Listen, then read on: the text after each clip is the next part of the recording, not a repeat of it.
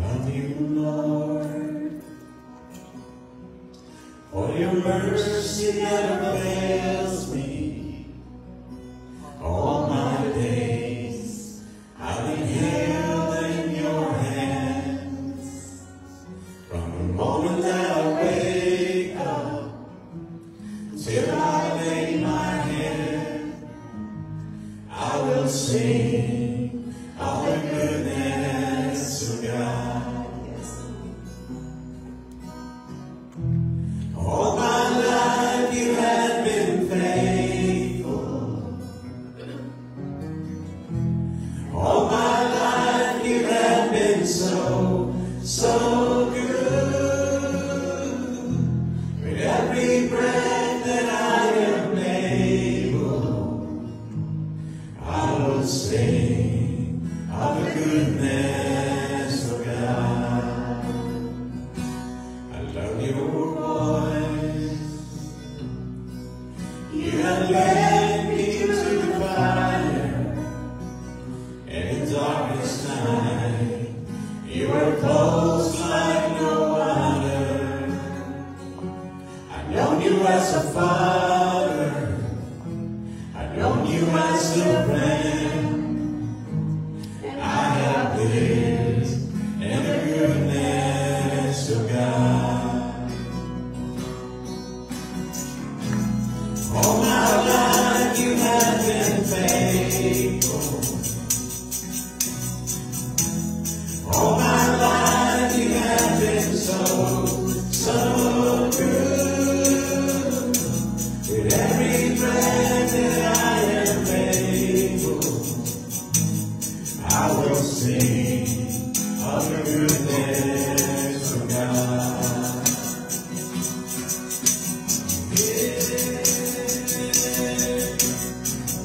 Your goodness is running after me. Your goodness is running after me. With my life laid down, I surrender now. I give you everything. Your goodness is running after me. Your goodness is running after me. Your goodness is running after me. With my last laid down, I surrender now. I give you everything. Your goodness is running after me. All my life you have been faithful. Yes, Lord. Yes, Lord. Hallelujah. All my life you have been so, so good. With every breath that I am able, I will sing of the goodness of God. All my life you have been faithful. All my life you have been so, so good. With every breath that I am able, I will sing of the goodness of God. I will sing of the goodness of God. Hallelujah. All our lives, God, you have been so good. You have been so faithful, God, and we honor you and we bless you, God. Your God, our God, is an unchanging God. You never change, God. We change. We always change, God, but not you. You are the same yesterday, today, and forever. Amen. Be honored, God, in our gathering this afternoon. That's our desire. That's our prayer. In Jesus' name. Amen and amen. You may be seated, guys.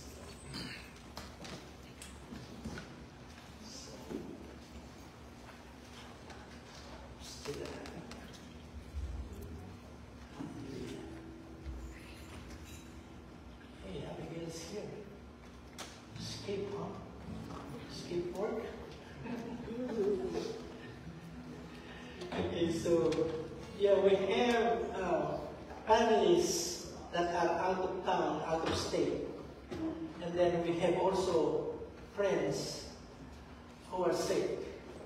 And we will be praying for them as soon as I finish my talk this morning. We will be praying for those who are sick. And I have listed some names. But if you have somebody or you need some prayer for healing, just raise your hands and we will be mentioning your name in the Lord. So it's going to be like you. Even our cameraman, we have Aldrin here covering for Josh. Thank you. Our video cameraman. So I would like to greet first our friends online. Thank you for subscribing for the past 3 years. And thank you so much for being faithful in that. May God bless you as you join us this afternoon here in Jacksonville, and also everyone in the auditorium. I thank you for coming out. So that's last Sunday I discussed abounding love. So this time I want to expound on the love chapter of the Bible. This is I will consider many Bible teachers consider this as the love chapter of the entire Bible. And it's very impressive and very touching and very, if I can use the word awesome on this, on the way that love of God was described by Paul, by the Holy Spirit through St. Paul. We find that in 1 Corinthians chapter 13. It's also 13 verses 18. The last verse is where I took my title for this. And after Paul has described the characters of love, he says this, and now abide, it remains. The word abide means remains. And now abide faith, hope, and love. These three, it says. But the greatest of this is love. It's interesting. I can hear my own voice. It sounds so good. Thank you, Mr. Knight. But anyway, it's interesting if you read the letters of Paul to the Christians in Corinth. And this is a thriving city back then during that time. Chapter 12 and chapter 14, and then he put in chapter 13 in between chapter 12 and 14 for a very good reason. If you're gonna recall, or if you have read, or if not read it, I encourage you. Chapter 12 of 1 Corinthians speaks about the gifts of the Holy Spirit. The gifts that God has given to individuals in the church so that the church will be edified. So he mentioned 9, but there are some more mentioned in the book of Romans of the same gifting. The gift of doing miracles, the gift of speaking in other languages, in tongues, the gift of faith, the gift of generosity, and the gift of preaching or prophecy, and all those good gifts that God has given us. Okay? And then, but the Corinthians, they are very proud of their gifting, and they tend to be arrogant and be proud that they have the gifting of the Holy Spirit. So they tend to compare themselves to other believers who doesn't have them or who have less of them. So that's chapter 12. And then in chapter 14, again he speaks about the same gifting, and he speaks about the application of the gifts. Which is to edify the church, means to edify, to strengthen the church of the Lord Jesus Christ. And then he says in chapter 12, choose the best gift. And then he put in chapter 13. It's interesting. I purposely did not put verse 1 and 3 because I want you to read it. I want you to read it. In fact, I want you to read it more than once. It takes 2 minutes and 14 seconds. Can you imagine 2 minutes and 14 seconds to read 13 verses? Okay, what is that compared in you browsing the Facebook or social media? But this is what it says. I'm reading on the King James, on the New King James. And this is Paul talking, and then again mentioning some of the gifts. Verse 13, 1 to 3. Though I speak with the tongues of men and of angels, even angels, they talk, they have that language probably when we get it, most likely it's Tagalog. But anyway, though I speak with the tongues of men and of angels, but have not love, he says, I have become sounding brass or a clanging cymbal. I'm just making noise. I'm not profiting anybody. I'm just making noise. Even I've had those endowment or gifting from God. Instead, anybody talking the languages of angels.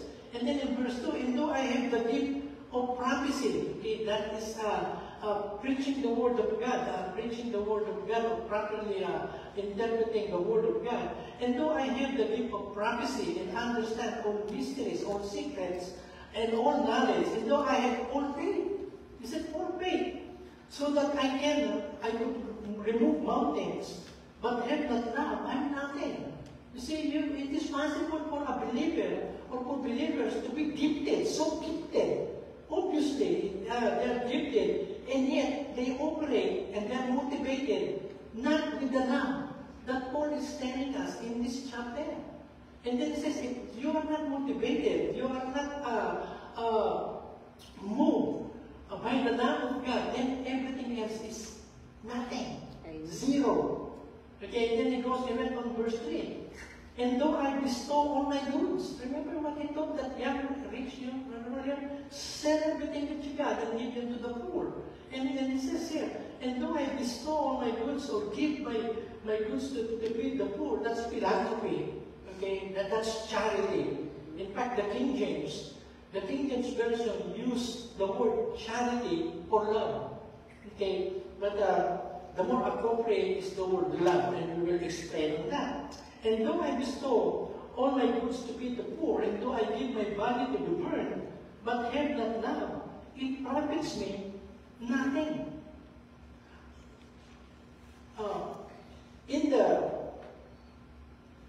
ancient Greek, and this is very interesting. In the ancient Greek words for love, we have four. Okay, we have four.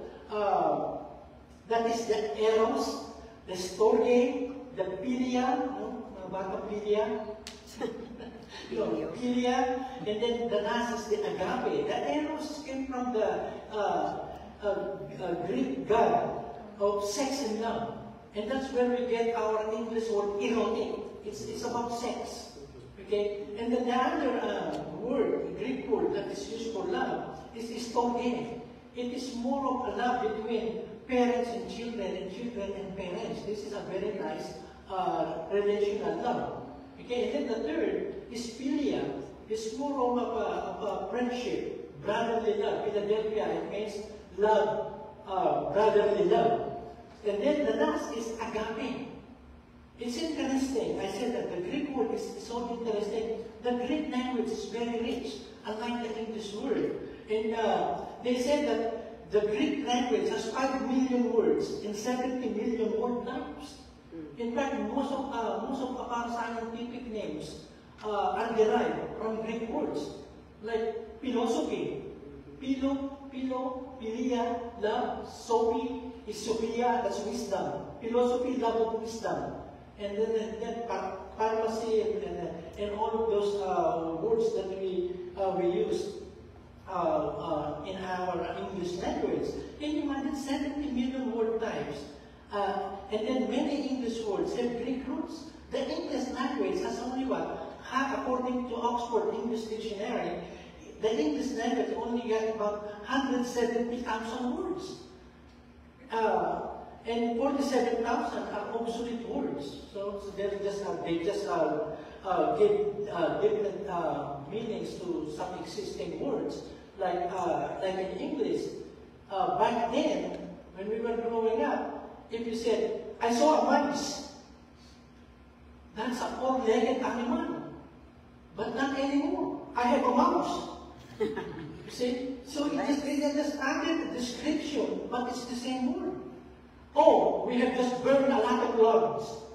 That's the parable. But now, I'm going to log in. I'm going to log out.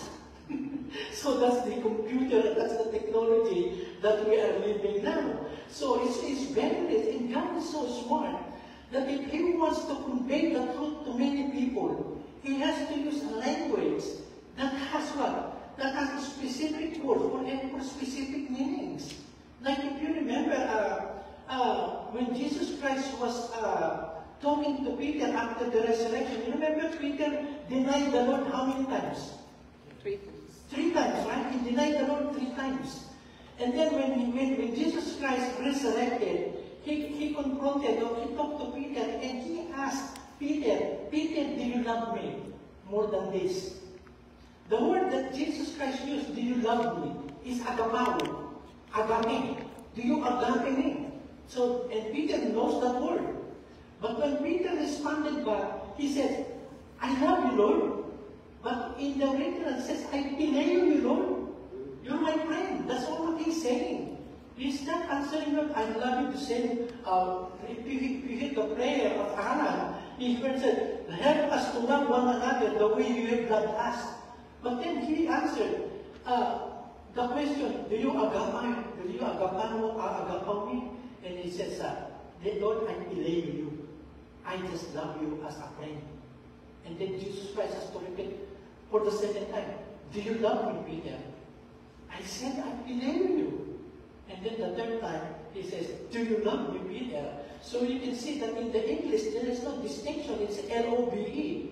But in the Greek, you will find the richness of the language and what God intends to convey in the statements that He is making or that He has made in the Bible.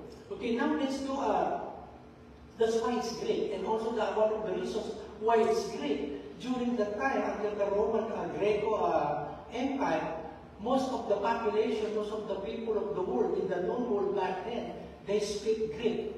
So if you want to convey truth to the majority of the population, you have to bring them the gospel in their own language. Okay, so that's Greek.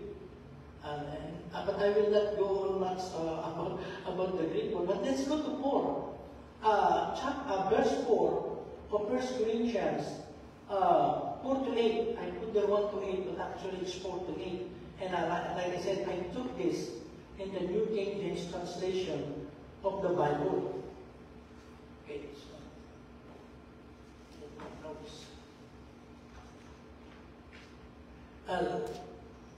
you will notice there are 15. There are 15 characteristics, or there are 15 descriptions of love, of agape love, in these 4 verses. Okay, and I will go on each word. There are 15. I'm intending to just share with you this afternoon 8. And I will save the other 7 for our next meeting, because it will take us a very long time to expound and to explain to you every word that he used to describe agape.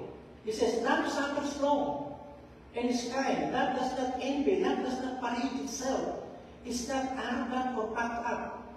Love does not behave rudely, or in some translation, unseemly.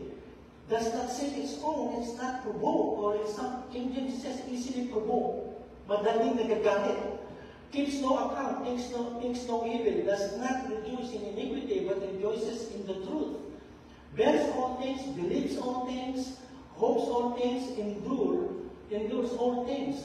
And then the last is love, never fails. But whether, again, he mentions again some of the giftings of the Holy Spirit, but whether there are promises, they will fail. They will stop. Whether there are tongues, they will cease. Whether there is knowledge, it will vanish away. So, the first thing that he mentions is, I highlighted there 1. So I want you to help me out. Count, okay? Because I didn't get excited. I can go and finish the 15. Hello? No, that's the number 1. It says, love suffers long. But before I go to that, I want to go back and give you the descriptions of the agape. The agape love. Okay? That word that was used there.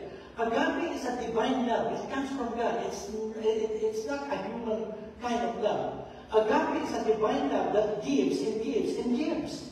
Okay? Even if it's never responded to. and think or acknowledge. And that is in itself is so profound. So it keeps on giving, even if the recipient it does not even respond. You know that in the family, right? We see that in the family and other relationships that we have. You are always the one giving, and the other person is not even responding. But the agape, it keeps on giving, and even if it's never responded to, thank, or people are grateful about it, or acknowledge it, agape is a love that is not based on response, but on a decision to keep on loving. It's a choice. Regardless of a recipient's response or lack of response, it is the highest, most noble, purest form of love that exists. Now it says, love suffers long. It's a compound word. In San Francisco it says, love is long suffering. Okay? It means forbearance and patience. So what does it mean is that it does not throw its towel and I'm giving up. I tried my best. I already said everything that I want to say to this person, but he or she is not responding the way I want him or she to respond to me. I'm done. I'm done. I'm not going to talk to him. I'm not going to bring up the matter that I've been discussing to him or to her. But now is no suffering. The more it is rejected, the more it is tried, the more committed it becomes. I'm not going to stop. Stubborn. I'm not going to stop. I'm going to keep on loving this person, and that's the word, long suffering. It means you become patient. And in so many of our relationships, it takes a lot of this long suffering. Okay, they said that a man gives 3 kinds of rings to the person he loves. The first ring is the engagement ring. The second ring is the wedding ring. And the third ring is the long suffering. Okay. And then this long suffering is likened to a wick. Okay. It is likened to a wick. In fact, that word long suffering, long, it has something to do with a wick. That word, the Tagalog word for wick is mitsa. You see, at the end of the candle, they have that the candle itself will not light without that wick that is put in it. It speaks of a long wick, so that means it will keep on burning and burning and burning, even though the person keep on extinguishing it, right? And this is it. To put that in a good statement, love patiently and passionately bears with others for as long as patience is needed. Okay, and we humans, we are what? We are normally short-fused, short-tempered people. We easily give up on things, but not this agape love. And if you're going to go to Romans 5 verse 5, look at what it says. Again, now hope does not disappoint. Because what? The love of God has been poured out in our hearts by the Holy Spirit who was given to us. Now the word poured out, it means given in abundance. It's like an overflowing river, overflowing its bank, regardless if there is rain or not. So that's what it's saying. So whenever that your love is being tried, that long-suffering characteristic or description of love that God has poured out, shed abroad in our heart, then all we need is pray to the Holy Spirit. Lord, I'm losing patience. The more I try to reach out, to extend grace, to extend mercy, to extend forgiveness, the more this person is becoming defiant. You know people like that? Okay, and that's why the study of this becomes a mirror. So if we are not exhibiting this agape love in our life, then it's time to come to God and ask Him, Lord, I want more of it. And I want to get rid of the negative attitudes that I'm having towards the people I should be loving. Okay? So it says, it has been shared abroad in our hearts. And I in Tagalog. Okay, I'm teaching you Tagalog. The same verse. At hindi tayo binibigo ng pag-asa sapagkat ang pag-ibig ng Diyos ay ibinuhos, umaapaw sa ating mga puso. It's overflowing. with the love of God so that we can what? We can extend, really, if we want to, we can extend love to other people. They said, be careful on how you pray, or what you pray for, because, God will answer it. Sometimes pray, Lord, teach me how to love. Sometimes that's our prayer, that's a good prayer. Okay? But don't expect that when you pray that, God will bring you people who are lovable. No. People will, when you pray that kind of prayer, most of the time, God will bring you people who are what? Annoying. Indifferent, annoying. Well, people who doesn't care about you. No, they want to show it to you that I don't care about what you're saying. I don't care about anything that you are telling me to do. And yet, that love is what? Shed abroad, it says, poured out lavishly in our hearts. We have an enemy, the devil. Are you still there? Amen. Okay, I'm just on my first one. The devil cannot work in an environment when people are loving each other. But he can work when people, like the people of God, like us, we are family. We belong to the same Father. We are blessed by the same blood. We are forgiven by the same God who forgave all people who comes to Him for forgiveness. But anyway, if we become critical, remember there are two kinds of criticism. One is destructive. You just criticize for the sake of putting them down. Or there is the other criticism that is constructive.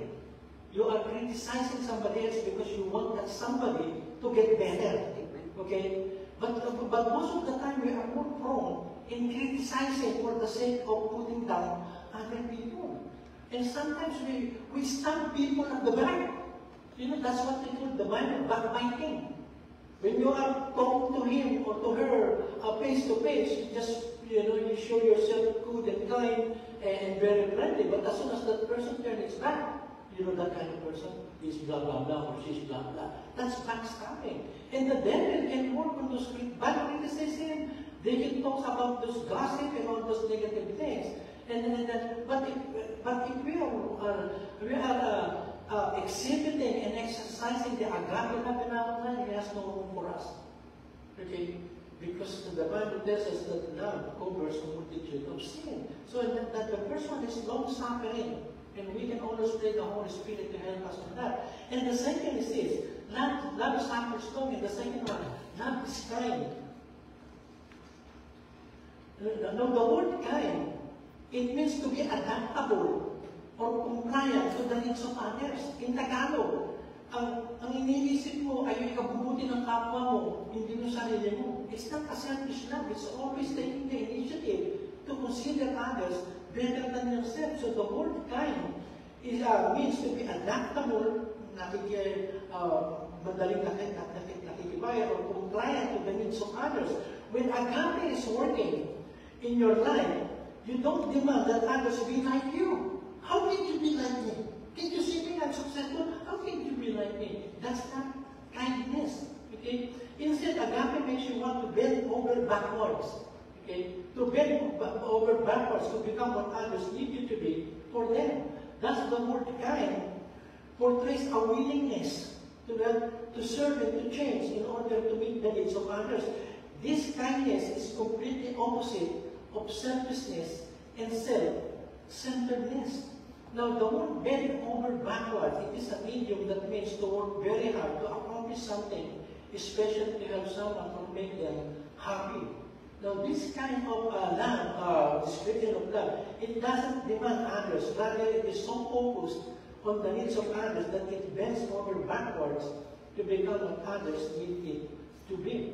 So that agape love always takes the initiative. You don't need to be told what to do, but that love always find, how can I help you? Okay, how can I help you? When I had the injury, I had it. I'm still working on this, okay? But my physical therapist is present. Okay. So last night, he started walking me with that belt around my chest. Some of you know if you've been into. And then she's trying to walk me again, teach me to walk again just by using a cane, not this. But for now, I'm being spoiled by this because, It's more stable, it's easy to use, and also I like it. When I went to Australia, it is like I told them, I still cannot get over the accommodations I had when me and my wife went to Australia. So I told them, I will be bringing my wheelchair, and I'm still in pain. This is just the week after I had my accident. And the people there are so loving, you know, the church is on the second floor, and it's got a spiral staircase, very narrow, cemented staircase that goes like this. And when they saw me sitting on my wheelchair, says, Pastor, what do you want us to do? You want us to carry you? For some people, I'm talking for myself. For some people, you know, they are already struggling to walk and they still don't want to use a cane. I don't look good when I'm using a cane, so they just suffer and be in pain just because of these people. Like at the airport, I always tell people, you know, who are, you are not so physically strong. Don't be shy and be embarrassed to request for a handicap assistance, and that is wheelchair. So the people that you will see in the airport, in every airport that you go, the people that you're going to see there, you're only going to see them once. They don't even know you, they don't even care about you. Why would you be embarrassed sitting on a nice chair, having your own line? You're not lining up in a long line like the rest of the passengers. You are on a special line. But anyway, they said, Pastor, what can we do? The kindness, I see the kindness. You want us to carry you? Of course. So my wife took the wheels, because I have a wheelchair. It's a sports wheelchair. You can take the wheels off, and it's very light. It's less than 10 pounds by itself. It's not that heavy push wheelchair that you see in hospitals. It's very light. It's made of titanium, and it's very light. So I said, yes, I'm ready now. And can you imagine the two of them are carrying me, and they don't know how they will position their feet because of the shape of the stairs. And I'm telling them, all the time that they're carrying, I'm telling them, you cannot drop me, okay? Please, be kind enough, don't drop me. I'm speaking to your church. I traveled 16 hours just to be here, so please don't drop me. Oh, no, Pastor, we will not drop you. And then I wrote them just 2 days ago, I wrote them, it says, the accommodations that I got, and not only that, the other pastor that lived with us in that Airbnb that they rented, they're so kind. Every time I'm going to go out of the house, he will literally carry me in this, so I can go to the car. They have a van that they use for service. So I'm telling you this, that I cannot do what I have done in Australia without these people extending kindness, to me. And these people are not expecting for anything. They don't expect things that I will give them every time they assist me. And it's just the kindness. And so that the agape love is kind. You're always looking for others and not for yourself. So, and that's a very good thing. Then the third thing is, love does not envy. In Tagalog, hindi to ingitero. Okay? It does not envy, because envy is a bad thing. Look at what I put here. Is envy a small sin? That's why the Bible tells us, don't be envious of others. Okay? Because you're going to miss a lot of things, and eventually, if you keep on envying other people, then you will not appreciate any gift that God is giving you. Because you're always comparing people who have better things than yourself. Is envy a small sin? No, it's big. Look at this. He murdered his own brother because of envy. He envied Cain.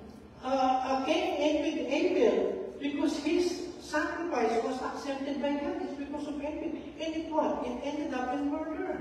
Second, the brothers of Joseph.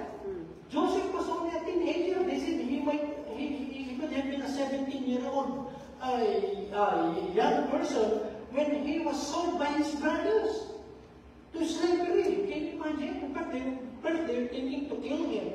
Okay? But then eventually they sold him. It was envy. And I gave the reference verse. It was because of envy that his brothers sold him to slavery. And then the third thing is this, look at this. Envy put Jesus on the cross. It was envy that put Jesus Christ on the cross. It's not so much the people doesn't like him or hatred for him, but they envy him because now at the time he's what? He is gathering a lot of people to be his followers, and the religious people says, what will happen to us?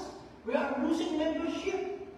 What will happen to the temple? So because of envy, they killed him. And it was so sad that this is the word of Pilate. Pilate, this is his word. He knew that it was out of envy that they delivered him to him because he said, I cannot find any fault. I cannot find any conviction against this man. But he knew out of envy. For he knew that they had handed him over because of envy. So that's why, going back to the third one, love does not envy. In fact, it rejoices. I will go into that. It rejoices whenever it sees people succeeding in life. I remember many years ago we were invited to do a house blessing to a friend's house. They lived there in your place, Paula. They lived there. We had a very huge house that they purchased, and they didn't bring any of the furniture that came from the other house. Everything that they brought in with them are brand new furnitures. And then not only that, it was that year when a 52-inch flat screen TV cost $1,400. Now it's just what you can buy $400 for a 65-inch flat screen TV. But back then, it would take fortune. But anyway, it was so impressive. And then the owner of the house showed me, Pastor, look at our swimming pool. So he brought me to the swimming pool at the back. It's already a covered patio. And he says, it has a lighting on the lighting. He mentioned something that is very specific. It changes light while you are swimming at night. So it's high tech. And then not only that, Pastor, I'll show you my grill. We have our own line of propane tank.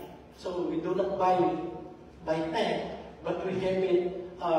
They pay it like they're paying electricity and water. So it's very impressive. Okay, but then some of the people who came with us, instead of rejoicing, because this family is enjoying God's blessing, they get good things in life. They say, I lose my appetite. I wish I can have a house like this. So they felt so bad that somebody else is being blessed, and that is not agape. Agape love does not envy. It rejoices when somebody else is what? Is prospering. And sometimes the envy will make a person think, good thing that happened to them. That they separated. Oh, good thing that happened to them. They got kicked off from home. Oh, good thing. They just deserve it. So no, that is not agape love. It does not envy. So envy is not a good thing. And then, are you still there? Amen. And then the fourth one is this. Love does not parade itself. It's not boastful. It's not blowing its own horn. Look at what I put there. Love doesn't go around. Sorry, what is it? Love doesn't go around talking about itself all the time, constantly exaggerating and embellishing the facts to make it look more important in the sight of others. And we meet people who when we talk to them, they have it all. They always know everything, they got the best in life. Like I heard a conversation, we celebrated my daughter's 16th birthday at Golden Corral. And then the other person right up said, we celebrated my daughter in Hawaii. See? Golden Corral versus Hawaii. And then I was thinking, what if the person says, my dad was not able to come because he is coughing. I'm just waiting for the person to say, my dad has a cancer. Because always coughing on everybody is that. It's boastful. It's not boastful. You see, that doesn't go around talking about itself. In fact, the word, it says parade itself or boastful, it means a wingman. Now, I know you meet people like that, and I will show you some more pictures of that. In the King James, it's used the word bonnet. Not a pregnant lady, okay, bonnet. It means a lot of self-talk. In other words, it describes a person who endlessly promotes himself and exaggerates his own virtues. His self-promotion is so outrageous that he is usually prone to exaggeration that borders on lying, and most of the exaggerations are lying. Now, one Greek scholar has said that the word, that's the word, I didn't put it in, pictures a person who is full of hot air. Another expositor has said this word refers to a wingman. So, love is not boastful. And I added this so you can see it. Not that, I've already read that. Okay. Agape love is so strong, so sure, and so confident that it doesn't need to speak of itself or its accomplishments, even if those accomplishments are greater than anyone else. I have a funny experience in church. Most of my funny experiences are in church. Do you know that? In the church where we used to go, there's a guy who came to me 5 minutes before the service. He came behind me. I was seated in the middle row, like where Tia is sitting now. I was seated only on this row here. And he came from behind me, because I can see him. He's a tall guy.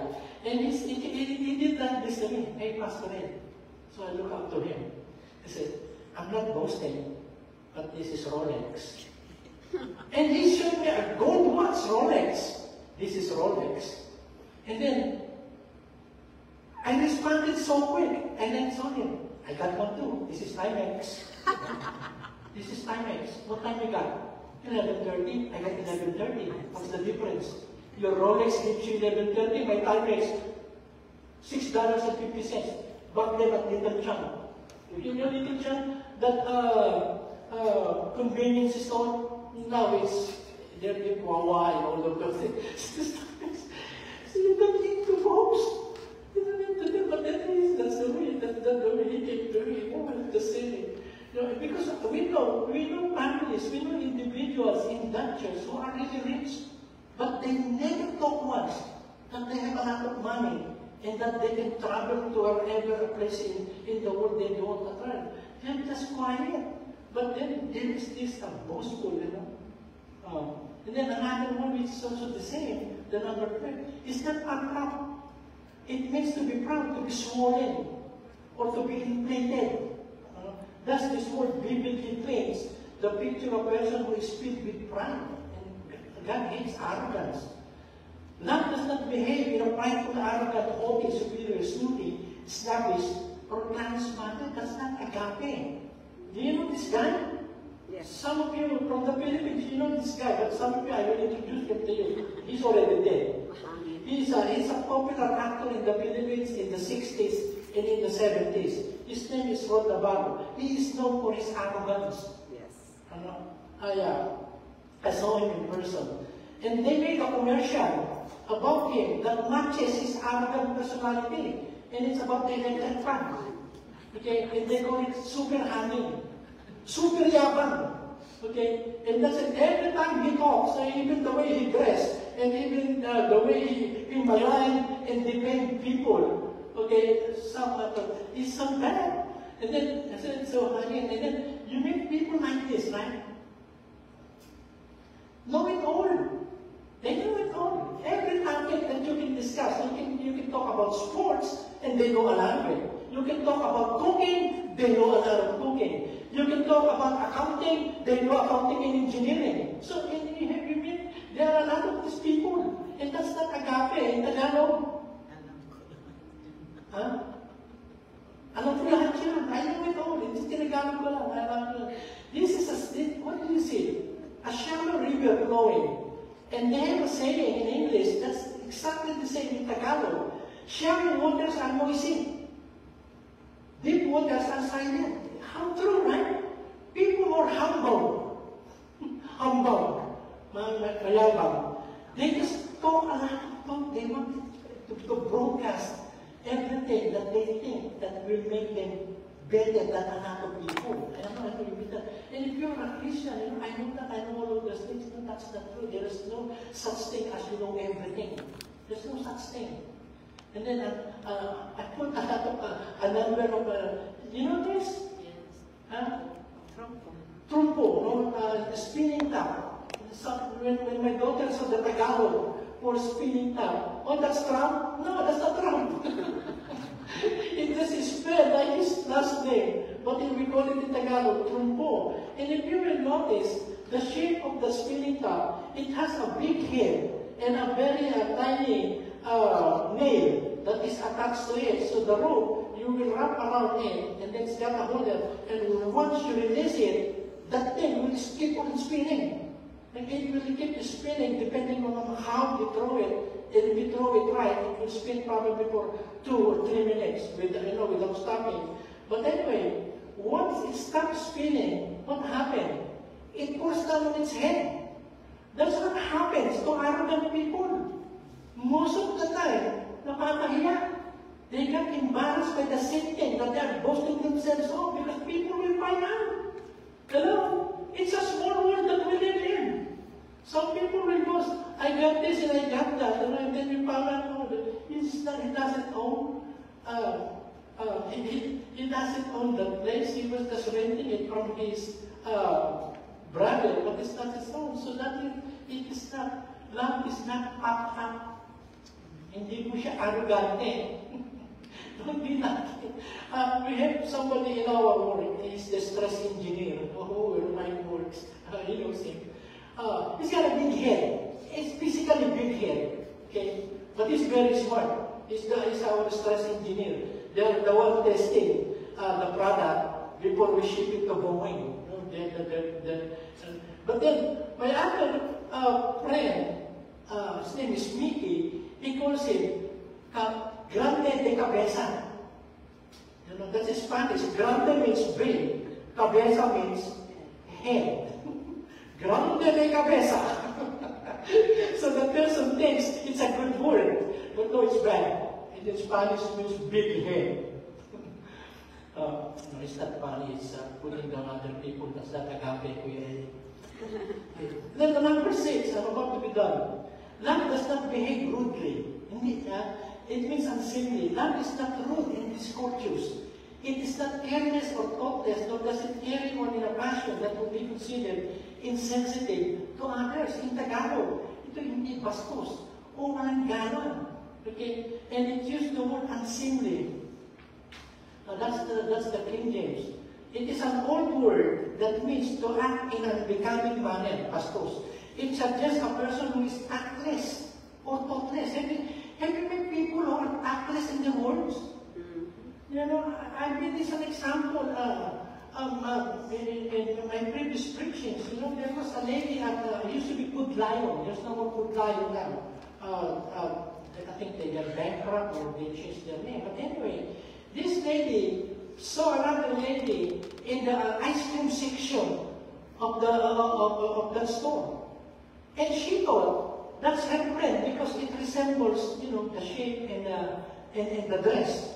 So behind her, she immediately said, "Hey, stop eating ice cream. You're going to gain some more weight. Look at you." No, and then the lady is already chubby. And then when the lady heard that, she turned around to find out who's talking. And when she turned around, she said, "Who are you?"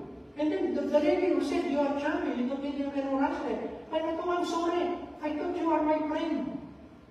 And you know what the lady's bank ice cream told her? "Oh, I didn't know that kind of person you are. I still have friends." They are not tactful with their words. They can just say words and without even thinking. And even if we are the parents and we are telling words to our children, we have no right to tell them things that will offend, embarrass, and put them down. Hello, parents. Amen. I will tell you. So, tactless. Be careful. Be careful in how we talk, because once we release it, we cannot take it back. It also expresses the notion of a person who is careless and inconsiderate of others. Both his actions and words tend to be rude and discourteous, and he exhibits bad manners in the way he deals with people. His language is harsh, brutal, revealing that this person is uncaring, insensitive, and unkind. And sure, we would say that a person who is rude is a person who acts ugly. Love is not rude and discourteous. It is not careless or thoughtless, nor does it carry on in a passion that will be considered insensitive to others. And we learn a lot. I know you are learning a lot from what the meaning of this agape love is. So it becomes a mirror. Like I said, if you're exhibiting that in your life, then it's good. You are growing and maturing in your Christian life. But if it is something that you need to refine yourself so that you can exhibit this agape love, then you have to pray to God, Lord, change me. I want to be someone that you will be pleased of, and I want to extend it and exhibit that love to others. So, be careful, okay? Love is not rude. Hindi magaspang ang pag-uugali ng taong mayroong agape love. Second to the last. It does not seek its own. What does mean is love does not manipulate situations or scheme and devise methods that will twist situations to its advantage. It also used to depict a person who is so upset about not getting what he wanted that he turns to the court system to sue to demand what he is striving to obtain. That's seeking its own. In Tagalog, yung parang sinisiksik yung sarili niya. So instead of taking no for an answer, this person is so intent on getting his own way that he will search, seek, and investigate, never giving up in his pursuit to get what he wants. In fact, he is so bent on getting his way that he or she will twist the facts, look for loopholes, put words in other people's mouths, try to hold others accountable for promises they never made. Nagbibintang pa. Okay? They seek various other methods to turn situations to their benefit. And that kind of love, seeking, always seeking. I will do this favor to you because I want to look good in the eyes of many people. You know the Beatles. So they became famous in the 60s and 70s. You know, Peter, Paul, and Mary. John, Paul, George, and Ringo. Right? One of their famous songs in the late 60s is the song "I Be Mine." I be mine. 3 pronouns that are first-person pronouns. I, me, mine. So love is not like that, always seeking, even if it is doing something good or favorable to other people, it always back to yourself. Oh, let them know I did that to you, huh? Let them know I helped you with that, huh? Oh, let them know it's from us, huh? Can you see my name? You see in some churches, they have the names of the members, not here. This is not our church. when they donate a bench, their names are written at the back. Donated by the Cruz family. Donated by the Abuan family. That's an example. So they put they even engrave their names at the back of the bill so that all the people who will come to the church will know, oh, this was donated by them. Huh? They are good, charitable people. No, you don't need to broadcast. Jesus said, don't let your right hand know what your left hand is doing, or vice versa. But he's saying, let God reward you in what you are doing, and don't seek reward for yourself, by your own self, when you're doing good. So agape love does not seek its own. So it's always what? It's always considering others better than yourself, and that's true agape. I'm doing this, I'm saying this, I'm not doing this, because I want you to profit from it. The last, for now, love is not easily provoked.